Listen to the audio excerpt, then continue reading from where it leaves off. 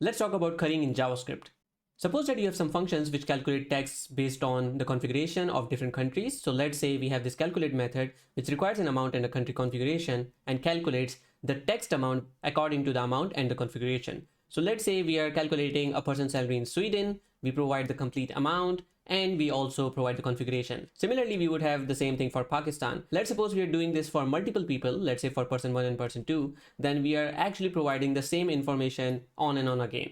So with currying in JavaScript, this would look something like this. First, we are going to create a calculate text function with an outer function, which is country config. Then we'll take the amount, then we'll calculate it. So see how different this is from the actual calculate text function.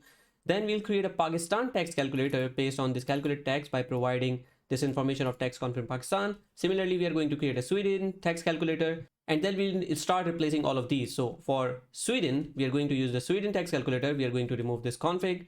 Similarly, we are going to replace this instance as well. So we are going to use Sweden text calculator and remove the config. Similarly, we are going to remove the person 1 salary in Pakistan as well. And now you can see that we don't have to provide the config anymore. And the answer is exactly the same. And finally, we can just comment this out or delete this one. And that's how you use currying in JavaScript.